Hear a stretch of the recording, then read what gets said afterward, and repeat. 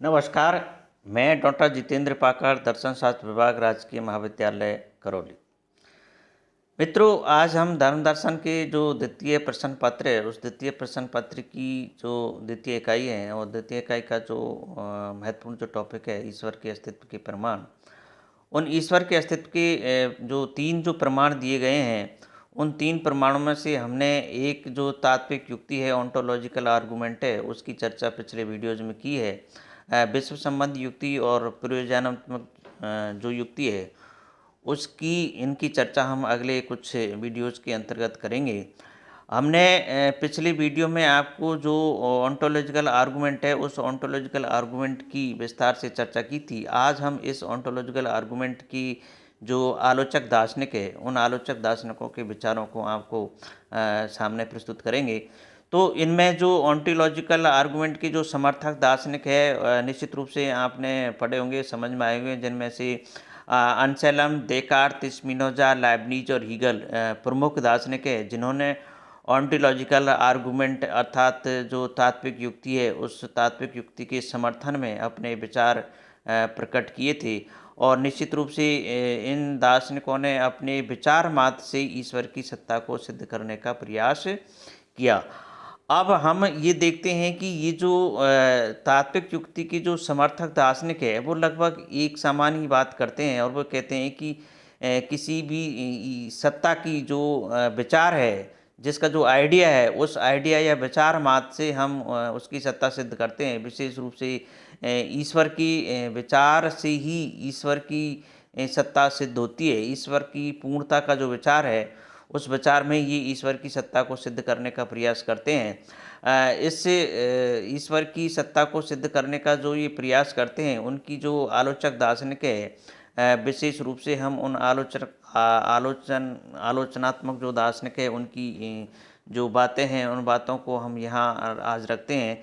तो तात्विक युक्ति की जो आलोचना की जाती है, उसमें गोनीलो और कांट 2 महत्वपूर्ण दार्शनिक हैं, जिन्होंने तात्विक युक्ति की जो समर्थक दार्शनिक है, उनके विचारों का खंडन किया है। अब ये खंडन किस प्रकार से किया है, ये समझने वाली बात है, इसको आप ध्यान से सुनेंगे। तात्विक युक्ति के विरुद्ध गोनीलो और कांट की आलोचना महत्वपूर्ण है। गोनीलो का कहना है कि इस प्रकार की युक्ति से किसी भी वस्तु की सत्ता सिद्ध हो जानी चाहिए। जिस प्रकार से तात्विक युक्ति के जो समर्थक दार्शनिक है, वो बात करते हैं, तो उस प्रकार से तो हम किसी भी वस्तु की सत्ता सिद्ध कर सकते हैं। यदि कोई व्यक्ति एक पूर्ण प्रायद्वीप का विचार बुद्धि में कल्पित करता है, तो इस विचार मात्र से प्रायद्वीप की सत्ता सिद्ध हो जानी चाहिए, परंतु ऐसा संभव नहीं है। यह भी हम कल्पना करते हैं कि एक बहुत सुंदर जो है प्रायद्वीप की हम कल्पना करते हैं और उसके अकॉर्डिंग हमें उस प्रायद्वीप जो कल्पना की जाती है, वो व्यवहार जगत में हमें प्राप्त हो जाना चाहिए, मिलना चाहिए, लेकिन ऐसा संभव नहीं होता है। तो ये गोनीलो ने यहाँ इस प्रकार से एक प्रायद्वीप की कल्पित प्रायद्वीप की कल्पना के आधार पर तात्विक युक्ति के समर्थक दार्शनिकों के विचारों का विरोध किया है, खंडन किया है।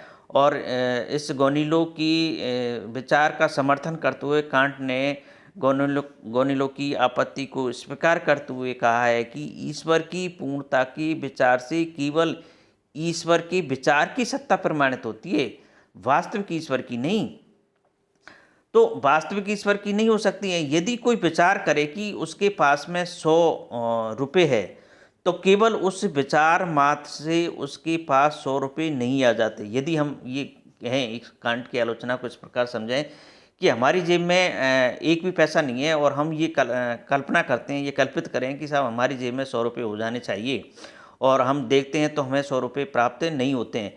तो इस प्रकार से केवल विचार मात्र से किसी भी वस्तु की सत्ता सिद्ध नहीं की जाती है। यदि विचार मात्र से वास्तविकता हो जाती तो भिखारी महलों में रहते, क्योंकि भिखारी भी अच्छे अच्छे महलों की कल्पना कर लेते हैं और करते ही है, लेकिन उनको महल प्राप्त व्यवहारिक जगत में प्राप्त नहीं होते हैं।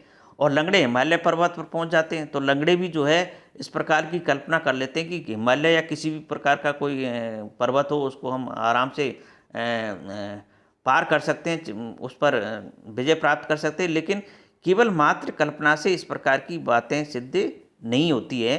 तो ये विचार मात्र से ईश्वर की का अस्तित्व सिद्ध नहीं किया जा सकता। ये इस प्रकार से यहाँ गोनीलो और कांट जो है इस तात्विक युक्ति की आलोचना करते हैं, और निश्चित रूप से आपने पिछले वीडियोज़ में इसको ध्यान से सुना होगा। इनकी जो आलोचना है बड़ी महत्वपूर्ण और रोचक आलोचना है। इनको आप ध्यान से सुनेंगे, समझेंगे तो निश्चित रूप से आपको ये बातें क्लियर होगी। धन्यवाद।